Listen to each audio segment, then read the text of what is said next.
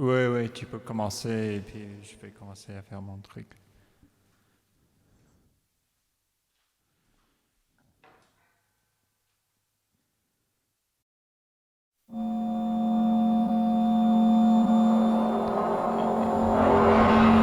Dans un premier temps, je vous invite à vous installer confortablement. Une fois que vous aurez trouvé la bonne posture, vous pourriez vous fermer les yeux.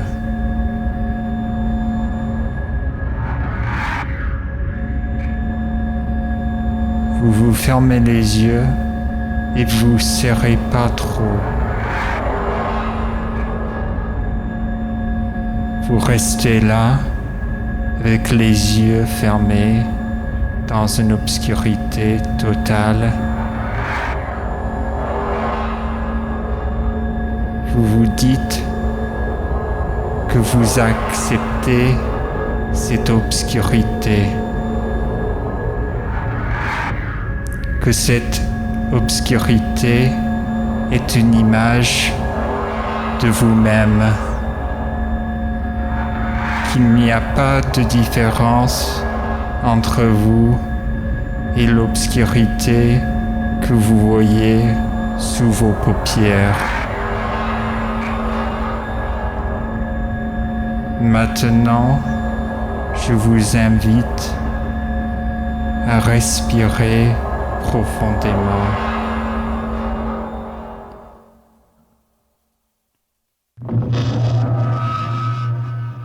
Vous inspirez par le nez et puis vous expirez par la bouche.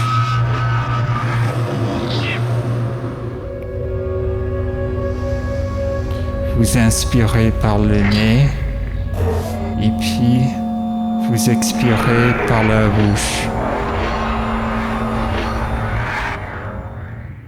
Imaginez que chaque fois que vous inspirez, vous récoltez la lumière qui est dans la pièce. Et chaque fois que vous expirez, vous laissez sortir cette lumière en forme d'obscurité. Qu'à l'intérieur de votre corps, la lumière s'obscurcit, qu'il y a une transformation qui se fait dans le corps, que ce processus est entièrement biologique. Dans le corps, c'est normal que la lumière se transforme en obscurité.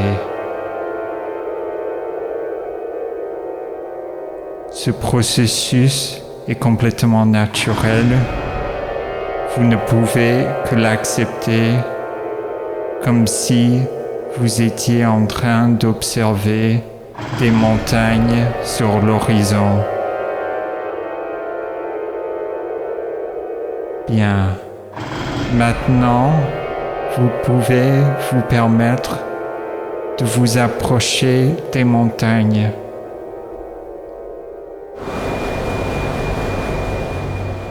Vous traversez une vallée. Vous vous sentez perdu. Vous êtes là, dans la vallée. C'est difficile à avaler, mais vous êtes dans la vallée. Vous êtes dans la vallée de votre propre obscurité et vous vous approchez de la montagne.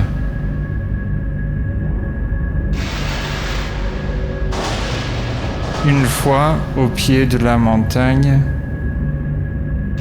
vous vous installez en tailleur et vous essayez de regarder le sommet. Puis, vous n'arrivez pas à le voir. Vous essayez de regarder vers le haut, mais le sommet est hors de votre champ de vision.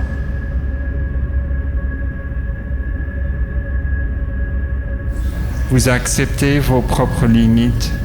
Vous acceptez que vous pouvez pas tout voir, que vous ne pouvez pas tout expérimenter, que votre réalité n'est qu'une contrainte. Votre réalité n'est qu'une grosse contrainte. Vous êtes bloqué dans votre réalité, dans votre obscurité, au pied de la montagne que vous n'allez jamais monter. Vous restez là et vous essayez de vous plonger à l'intérieur de vous-même. Vous essayez.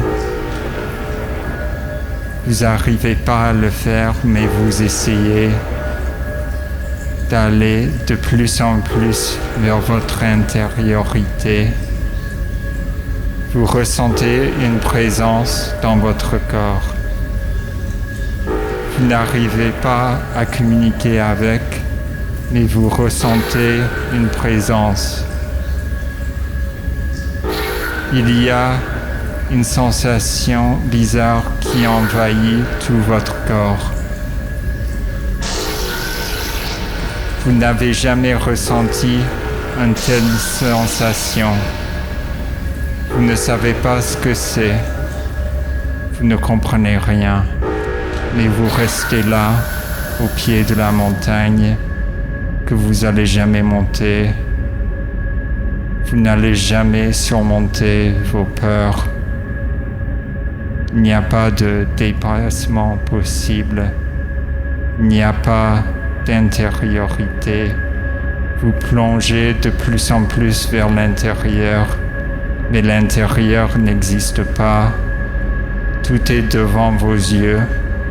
Tout est devant vos yeux fermés. Le tout est ce que vous ne voyez pas. Le tout est là devant vous.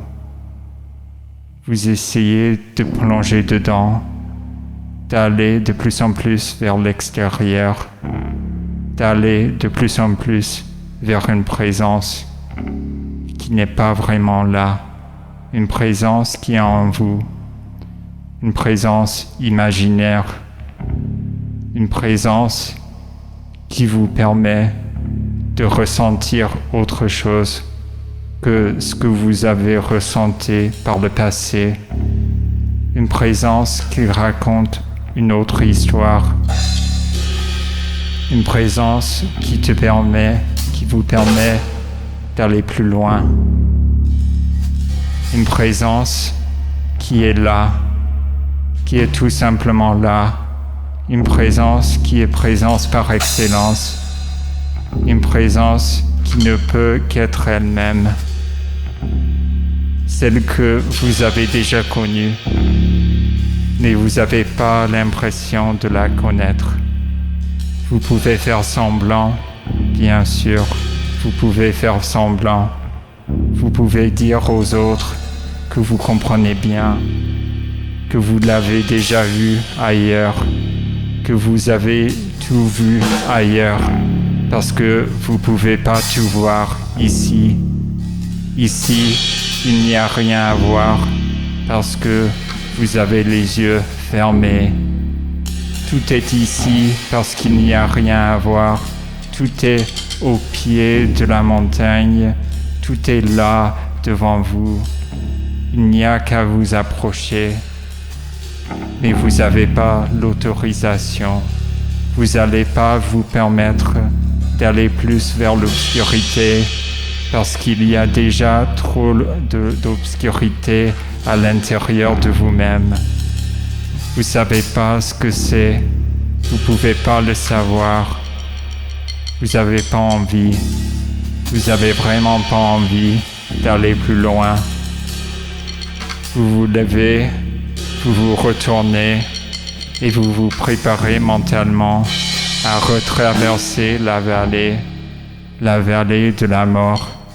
qui est absolument impossible à avaler, la vallée de la mort à traverser.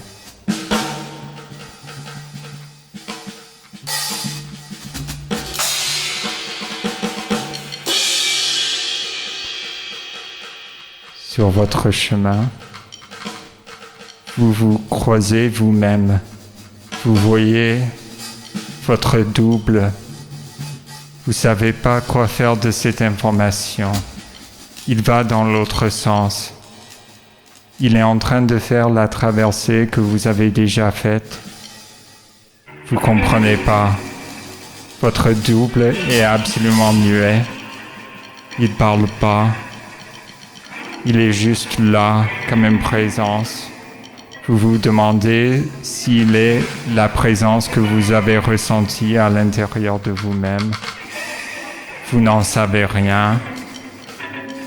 Il continue sur son chemin. Vous continuez sur le vôtre. Et vous l'oubliez très vite. Vous allez à l'autre côté de la vallée. Vous sortez de là. Vous êtes sur une plaine très vaste. Vous n'en voyez pas la fin. Vous vous allongez par terre. Vous vous fermez les yeux. S'ils ne sont pas encore fermés, vous les fermez. Et puis, vous commencez à vous endormir. Vous ne savez pas que vous êtes en train de vous endormir. On ne le sait jamais. Vous ne pouvez pas le savoir, mais vous le faites.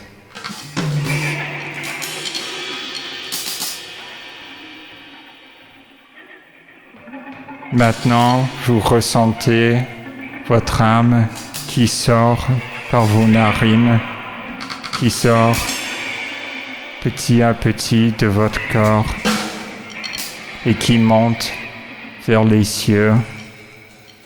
Votre âme regarde votre corps d'en haut. Elle ne sait pas quoi faire de cette information. Elle ne sait pas quoi faire sans corps. Elle continue de monter vers les cieux sans savoir dans quel sens elle veut aller. Elle ne sait pas vraiment ce qu'elle veut. Elle monte vers les cieux. Et quand elle est tout en haut, elle ne voit rien. Elle perd sa vue et c'est complètement normal. En haut, il n'y a que l'obscurité qui est en vous. Il n'y a que l'obscurité que vous avez respirée, que vous avez transfigurée dans votre corps. Cette obscurité qui s'appelle lumière. L'obscurité, lumière qui est en vous. Le clair-obscur est tout le temps en haut. On ne voit pas le clair-obscur. On n'a pas envie de le voir.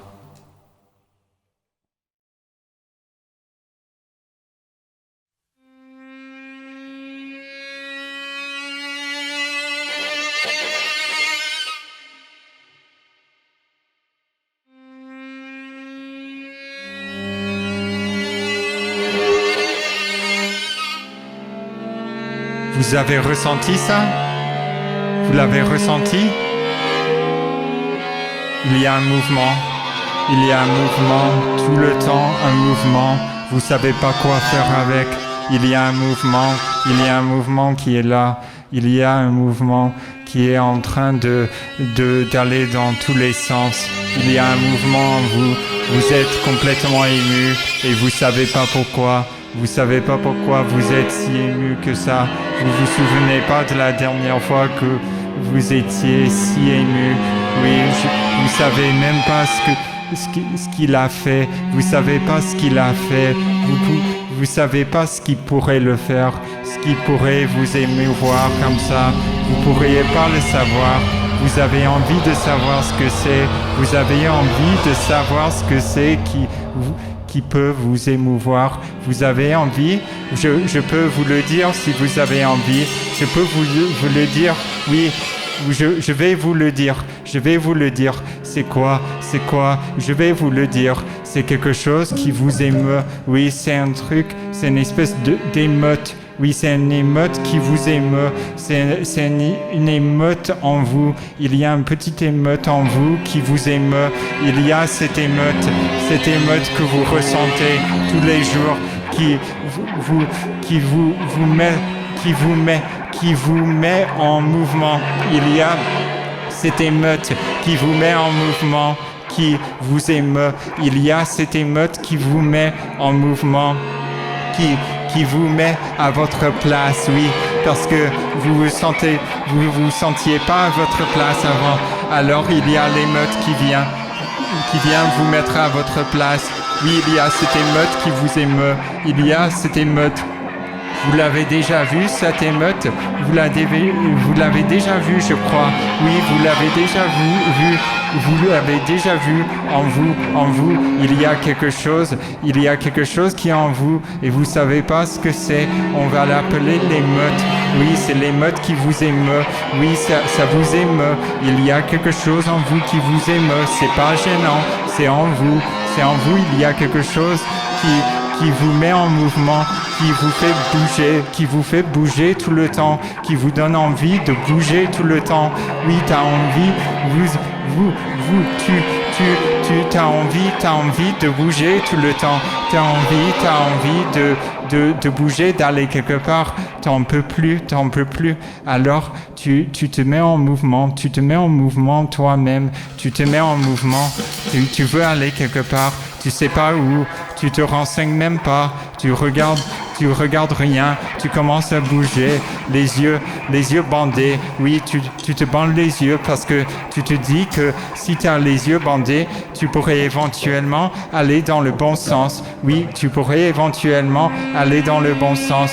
Te mettre sur le bon chemin avec les yeux bandés dans le noir. Oui, dans cette obscurité, tu pourrais te retrouver. Oui, parce que la lumière, c'est un mythe. La lumière, ça n'existe pas. Il n'y a que cette obscurité qui est en toi. Alors tu bouges le plus possible. Tu fais des mouvements saccadés. Tu bouges tellement vite qu'on te voit même pas. Tu es tout fragmenté, tu es coupé en morceaux. Oui, tu bouges tellement vite que tu te coupes en morceaux, tu te coupes en deux. Et puis il y a toi et ton double. Et il y a ton double qui bouge aussi vite que toi. Vous bougez tous les deux en même temps, vous bougez. Je vous vois tous les deux. Je vous vois vous. Je vous vois. Je savais pas pourquoi.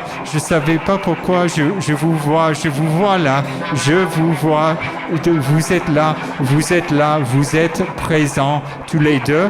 Ou peut-être que c'est que vous. Peut-être que vous n'êtes qu'un. Peut-être que vous êtes complètement unifiés, soudés là. Vous êtes deux, mais vous êtes un. Vous avez deux mains, vous avez deux bouches, vous avez deux yeux. Vous êtes tous les deux là, en vous. Vous êtes deux en vous.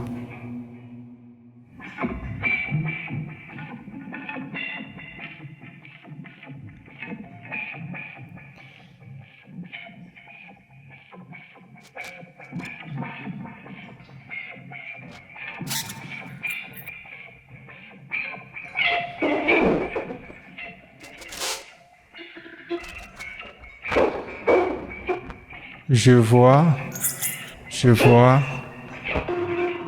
à l'intérieur de moi une image, et dans cette image, je vois un chien, et à côté du chien, il y a une maison, et dans la maison, il y a des gens, et à côté des gens, il y a une table, et sur la table, il y a une assiette, et sur l'assiette, il y a un poireau, et dans le poireau, il y a une âme, et dans l'âme, il y a un Dieu, et dans Dieu, il y a un chien, et dans le chien, il y a un chat, et dans le chat, il y a un roi, et dans le roi, il y a une reine, et dans la reine, il y a un autre roi. Et dans le roi, il y a une loi. Et puis dans la loi, il y a la loi. Il y a la loi. Et dans la loi, il y a plein de règles. Et dans les règles, il y a du sang. Et dans le sang, il y a un incendie. Et dans l'incendie, il y a une maison. Et dans la maison, il y a une structure. Et dans la structure, il y a des éléments. Et dans les éléments, il y a l'eau, le feu, l'air et la terre. Et dans la terre, il y a des corps. Et dans les corps, il y a un souffle. Et dans le souffle, il y a de l'air.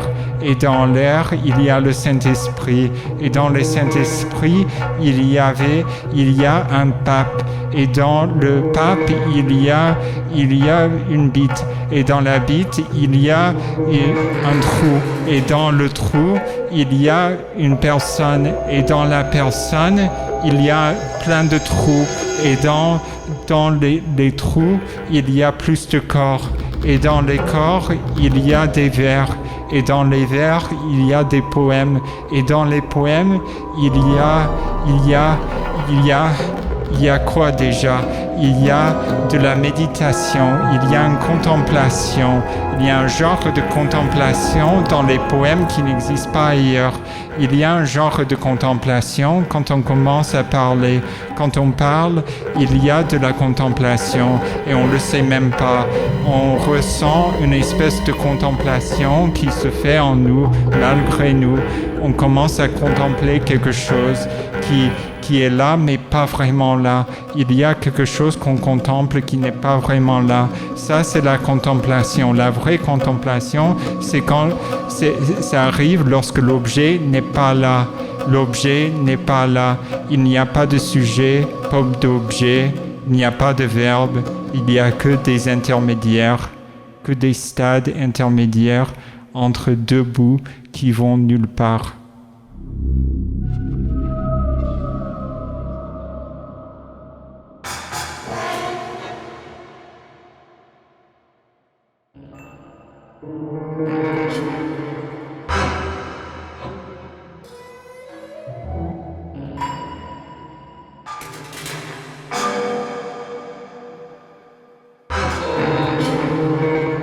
La vision d'un fantôme, la prophétie de la parole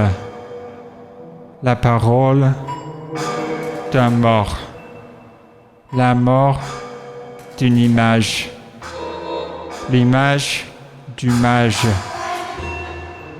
Le mage mange l'image, limace. L'image dans l'image, limace.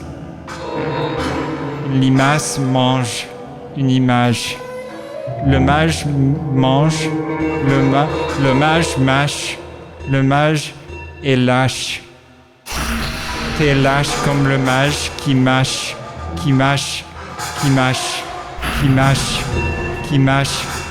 une maison en feu, qui ressent la maison en feu entre ses dents. Il y a ce mage image.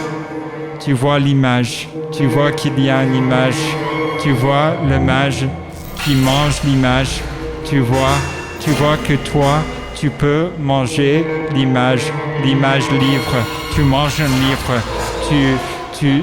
tu l'avales, t'avales le livre dans la vallée, t'avales le livre, t'avales un livre. Tu le dévores. Oui, ça se dit, ça se dévore des livres. Et puis, il y a une personne qui s'imagine sur une pente, sur la pente de la montagne. Il y a une image d'une personne sur une montagne. Et la personne tient les tables de la loi. Sur la montagne, il y a une table ronde et il y a plein de personnes rassemblées autour de la table. Elles se regardent, elles ne savent pas pourquoi. Toi, tu es une de ces personnes. Tu n'es pas impliqué dans leur magouille, mais tu es une de ces personnes. Tu es une personne là. Tu es une personne présente à la table ronde. La table est tellement ronde que ça roule jusqu'au bas de la montagne, jusqu'en bas de la montagne. Et puis, tout le monde roule jusqu'en bas de la montagne sur la table. Et il y a plein d'objets sur la table. Il y a plein d'objets. On aime bien mettre des objets sur des tables. On est né là. On est né là sur une table ronde, en haut d'une montagne. Et on ne sait pas pourquoi on est né là et pas dans un autre endroit. Mais ça se fait. Il y a des gens qui sont nés sur des tables rondes, tout en haut d'une montagne. Une montagne qui n'a pas de nom.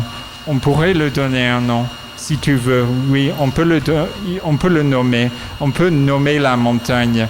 On peut nommer cette montagne. On va le nommer toit, oui, parce que ça ressemble au toit d'une maison, oui. On va appeler la montagne toit, parce que c'est toi la montagne. C'est toi qui es insurmontable, oui, t'es insurmontable, insupportable. C'est insupportable d'être obligé de monter, de remonter la montagne tous les jours pour retrouver la table ronde, se mettre à la table ronde et ne pas savoir pourquoi, il faut se mettre tout le temps là, à table, tous les jours à table. Tous les jours on dit à table, sur la table ronde. Et sur la table ronde, il n'y a rien. Il y a juste des naissances, des renaissances, des naissances, ta naissance. Tu te souviens de ta propre naissance? Oui, bien sûr, parce que c'était sur la table ronde. C'était quelque part en haut de la montagne, tu sais pas où, et ça te ressemble à un toit, ça te ressemble toi. Le haut de la montagne, ça te ressemble parce que t'es omniscient. Du haut de la montagne, tu peux tout savoir, tu peux tout voir. Tu ignores la table ronde, tu peux le laisser de côté, tu peux oublier tout ça et tous ces gens. Tu peux tout oublier, tu peux commencer à regarder le paysage. Regardez le paysage, regarde ce qui est autour de toi. S'il te plaît, regarde ce qui est autour de toi. Regarde ce qu'il y a là. Regarde tous ces gens dans le paysage autour de toi. Tous ces gens que tu ne connais pas. Tout ce paysage incompréhensible qui te dépasse. C'est un impasse le paysage. C'est un impasse. Tu sais pas pourquoi tu es en train de le regarder.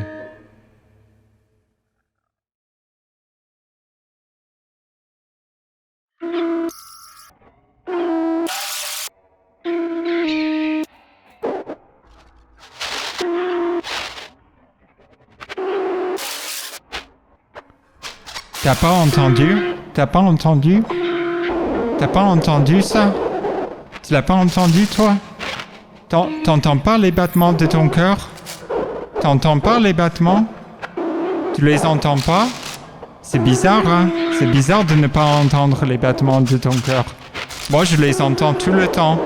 Pas de le mien, mais de le tien. Je les entends tout le temps. C'est bizarre, même quand on n'est pas dans la même pièce, j'entends les battements de ton cœur. Et je trouve qu'ils sont un peu irréguliers. C'est pas inquiétant. C'est vraiment pas inquiétant. C'est pas un mauvais signe. Ça passe, hein. Ça passe d'avoir un battement irrégulier. C'est un combat, hein. C'est un combat. Oui, oui, oui, oui. Il faut lutter contre. Il faut lutter contre, c'est normal, mais il faut lutter contre. Il faut faire des efforts. Il faut respirer plus profondément. Oui, tu commences à respirer. Tu respires comme ça.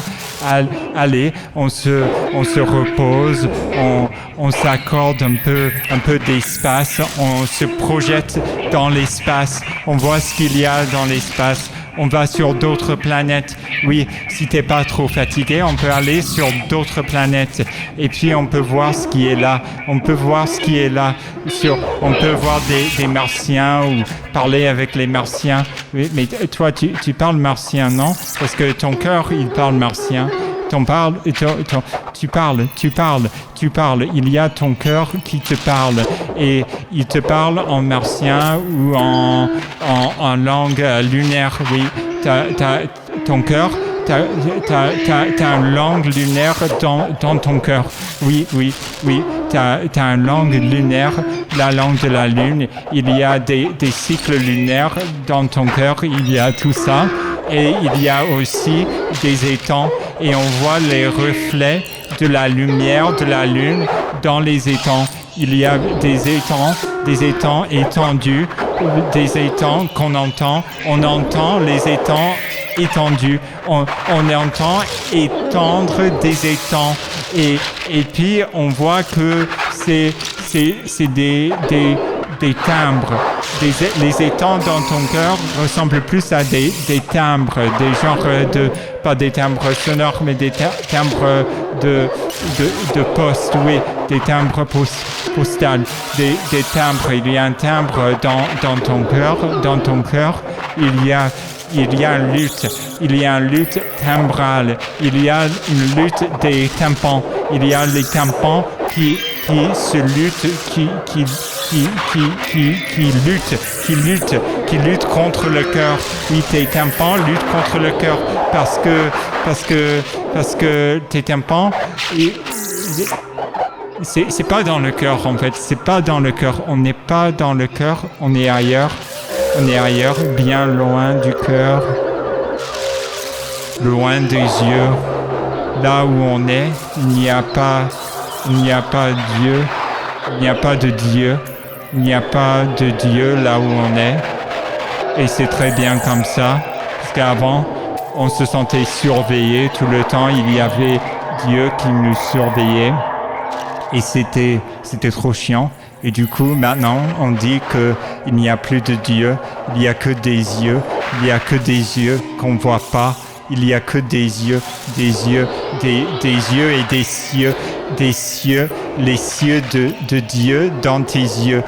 Je te regarde dans les yeux et je vois les cieux de Dieu, les cieux pieux de tes yeux, les pieux, les lueurs pieuses, qui pillent.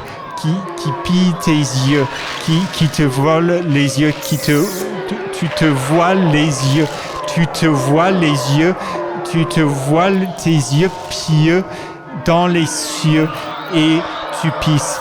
Quand tu pisses, tu te voiles les yeux parce que tu n'as pas envie de regarder. Tu regardes le soleil, tu regardes le soleil et ça te fait pas mal. Ça te fait pas mal aux yeux. T'as pas mal aux yeux.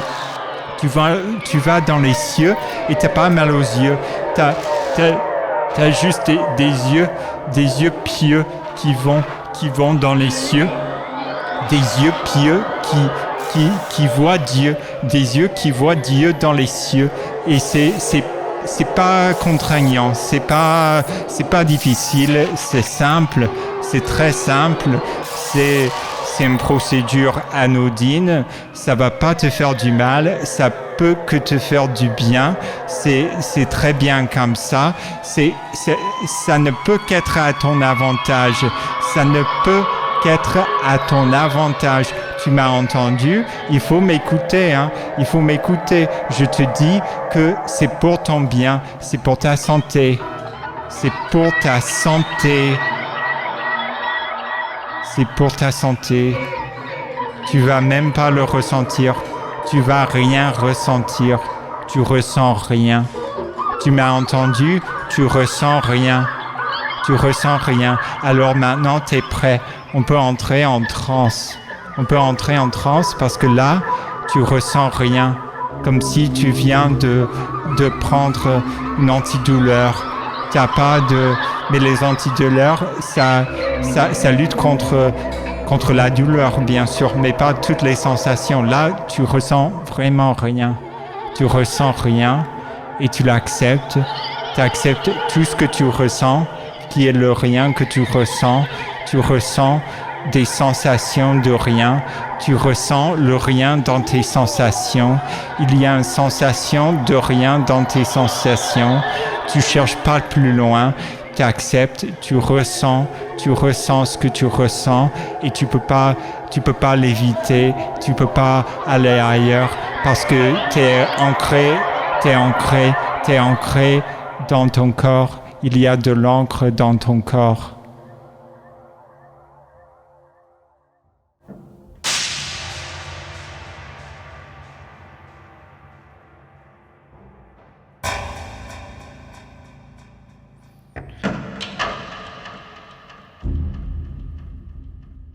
Je vois la vie. Je vois une vie vivante. Je vois la vie du vivant. Je vois des vivants autour de moi et je me dis qu'il y a un peu de vie dedans, qu'il y a forcément de la vie dans les vivants. Parce que s'il n'y avait pas de vie, il n'y aurait pas de vivant. Je dois comprendre la vie avant de comprendre les vivants. Je dois vivre ma vie avant de comprendre ce que c'est d'être vivant. Parce que la vie, c'est au début. C'est au début. C'est tout au début, la vie. Et puis après, il y a le vivant. Il y a ce qui sort de la vie, oui. Le vivant sort de la vie. La vie donne la vie, donne la vie, souffle la vie dans le vivant, et puis on peut pas, c'est invivable d'observer le vivant. On ne peut pas passer toute la journée à observer le vivant parce que c'est invivable le vivant. On peut pas souffler plus de vie dans le vivant parce qu'il est juste vivant en fait. Il est juste vivant. Il est là, il est vivant. Et on peut rien y faire. On doit juste vivre notre vie. On doit vivre là. On peut que vivre ici. On doit vivre ici. On doit supporter la vie parce qu'il y a il y a juste trop de vivants. Il y a trop de vivants sur Terre. Alors la vie commence à s'annuler doucement en coulisses. Oui, la vie commence à se supprimer petit à petit. La vie en a marre. On n'a pas marre de la vie, mais la vie en a marre de nous. La vie pue. On a pu éviter la vie, mais la vie est là. La vie. On essaie de vivre dans le vivant. On essaie de vivre au sein du vivant. Et puis, on se rend compte qu'on n'est qu'un composant d'un vivant plus vivace que nous, que le vivant dont on fait partie est plus vivace et plus il perd quoi? Il perd, c'est tout. Il perd. Il est en train de perdre sa vie. Le vivant est en train de perdre sa vie. Il se rend même pas compte parce qu'il est tellement content, le vivant. On n'a pas envie de l'arrêter dans son bonheur. On n'a pas envie de le rendre triste parce que le vivant est bien heureux. Et c'est bien qu'on a trouvé ce vivant, qu'on ait pour une fois dans la vie trouvé un vrai vivant, quelqu'un de vraiment invivable. Ça, quand on vit notre vie, on voit que le vivant est est invivable. Et du coup, il faut continuer de vivre sa vie.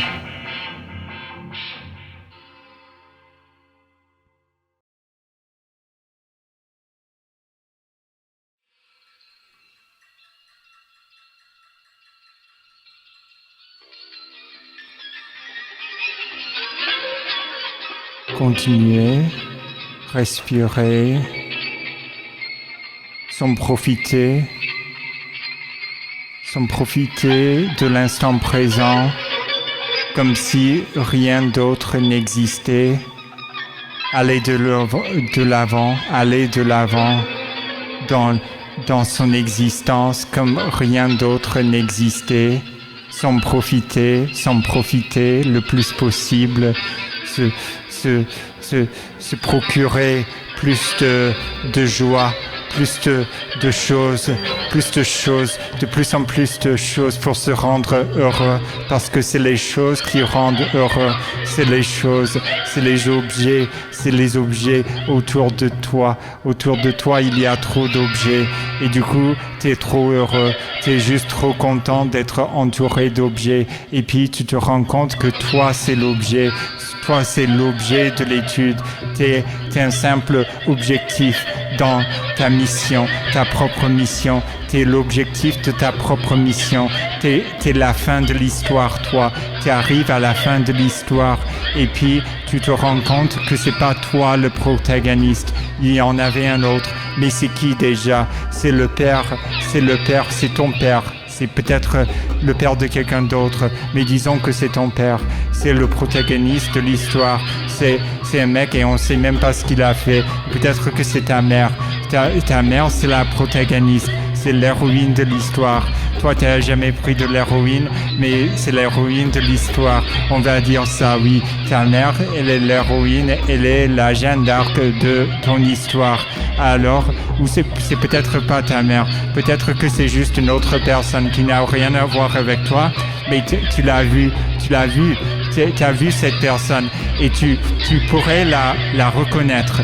Oui, tu pourrais la reconnaître si on t'emmenait à la préfecture et il fallait repérer le coupable et il y avait tous les coupables, tous les faux coupables les uns à côté des autres.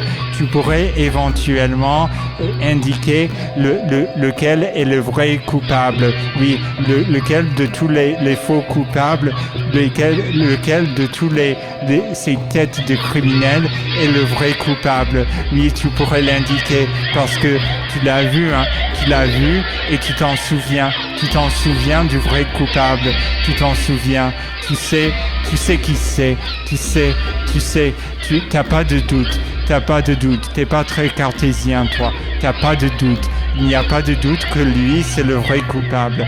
Alors, et c'est le vrai protagoniste aussi. C'est le coupable et le protagoniste. Et tu sais pas trop comment ça marche, comment ça peut rentrer dans l'histoire.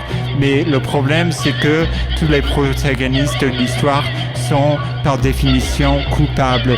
Tout le monde est coupable, mais pas tous les gens, Tous les gens ne sont pas coupables, c'est juste tous les gens qui sont dans l'histoire, tous les gens dont on entend parler dans l'histoire.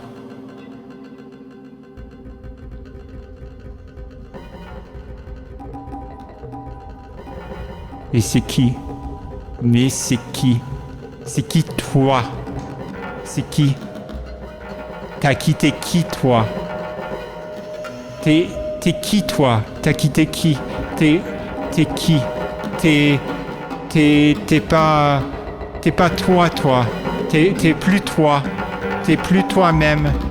T'es devenu une autre personne. T'es devenu un personnage. Tu joues ton personnage. Tu joues la personne que tu n'es plus. Tu joues. C'est un jeu pour toi. C'est un peu inquiétant, non? si on dit que c'est juste un jeu, que tout ça c'est pour rien, c'est juste pour passer le temps. Oui, tu joues un rôle. Le rôle, c'est pour passer le temps. C'est pour passer le temps d'une manière plus efficace. Oui, de passer le temps plus rapidement. Tu es devenu un personnage, tu es devenu un autre, comme ça, juste pour passer le temps, de trouver une bonne manière de passer le temps et de dire, d'en être fier, d'en parler et d'en être fier, de dire que tu passes bien ton temps à être toi-même, qui n'est pas toi, l'autre qui n'est pas toi, l'autre qui est en toi, de passer ton temps à être entièrement possédé par l'autre qui est au fond de vous, l'autre qui est au fond, l'autre que tu connais pas, que tu connais pas, l'autre qui est en vous. Tous les gens à qui je parle, c'est pas que toi, c'est tout le monde, c'est vous les autres, c'est vous les autres. Il y a quelqu'un qui est à l'intérieur de vous. C'est la même personne. Dans chaque personne, il y a la même personne. Mais on ne sait pas qui c'est. On a envie de savoir. Alors on creuse. On peut essayer de creuser. D'aller au fond de la personne qui n'existe pas. La personne qui fait semblant de ne pas exister. Le personnage que tu joues, que vous jouez. Cette personne qui est dans le jeu. C'est l'avatar qui est dans le jeu. C'est l'avatar d'un ange. Oui, c'est l'avatar qui s'incarne en toi, en vous, en tout le monde. Tout le monde est juste un avatar dans un jeu. Ça, c'est la réalité. La réalité, c'est de se regarder par derrière, de regarder, d'être tout le temps dans son dos, de faire des trucs dans ton propre dos, de tout faire dans l'ombre. Oui, de tout faire dans l'ombre, de tout cacher, de gâcher ta vie en tant qu'avatar, de gâcher cette vie d'avatar parce que c'est accessoire, c'est pas important la vie des avatars.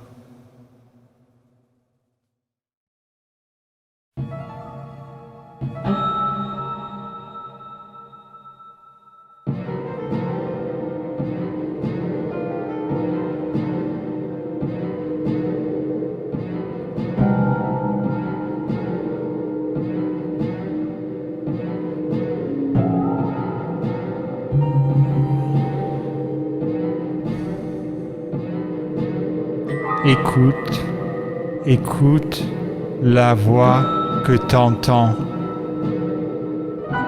C'est quoi cette voix que t'entends? T'entends la même voix tout le temps. Quand t'entends les autres parler, t'entends la même voix. Et tu te dis que ça ressemble à la tienne. Que toutes les voix que t'entends autour de toi sont la tienne. Que tout t'appartient et c'est pas normal. C'est juste pas correct de dire que toutes les voix autour de toi sont les tiennes, que t'entends des voix autour de toi.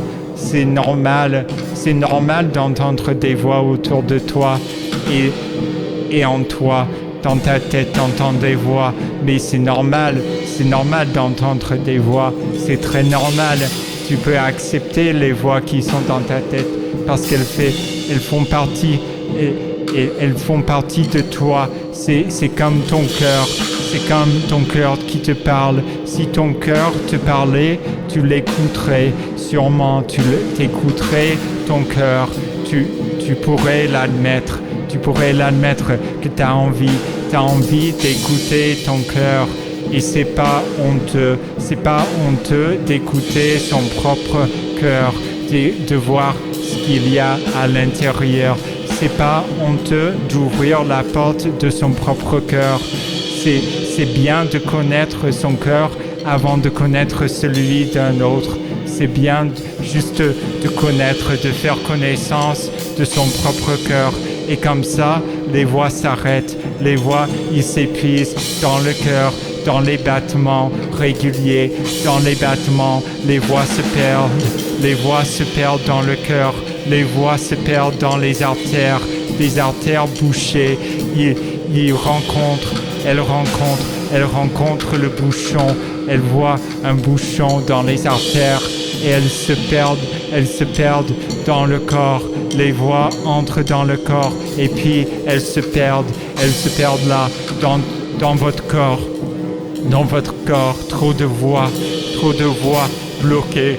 Tout est bloqué dans votre corps. Vous pouvez l'accepter. Vous pouvez accepter votre corps. Tout est bloqué dans votre corps. Mais vous pouvez l'accepter. Vous pouvez accepter comment ça se passe.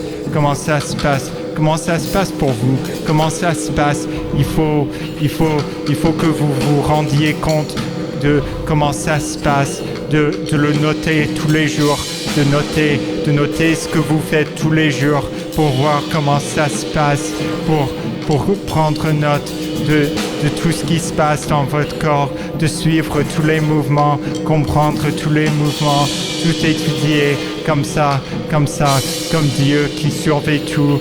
Vous surveillez les mouvements dans votre corps et c'est très bien comme ça. Vous pouvez suivre tout ce qui se passe dans votre corps. C'est bien possible. Ça peut prendre une journée entière.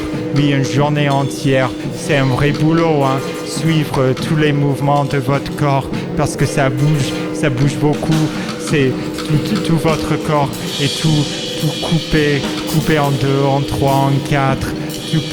Vous pouvez suivre les mouvements de votre corps, suivre tout ce qui se passe dans votre corps, prendre connaissance de votre corps, prendre connaissance, connaître. Vous enfermez dans votre corps, vous enfermez, voir la vérité dans l'ombre, vous mettre dans l'ombre.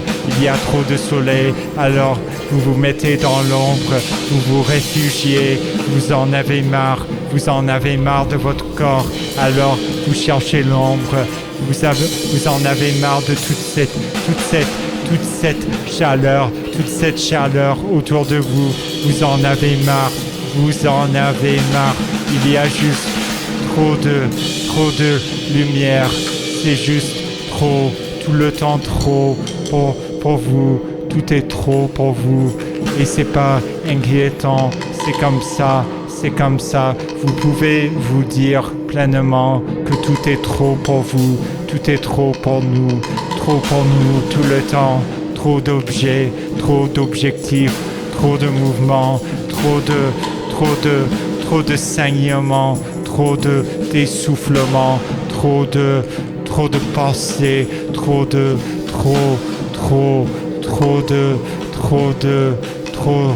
d'inquiétudes. Ça tourne trop dans la tête, ça tourne en rond dans la tête, ça tique dans la tête, ça fait des bruits impossibles dans la tête, comme une machine qui tombe en panne, une bagnole qui tombe en panne dans votre tête. Vous voyez la fumée dans votre tête, vous voyez toute cette fumée et vous vous dites que c'est un bordel impossible.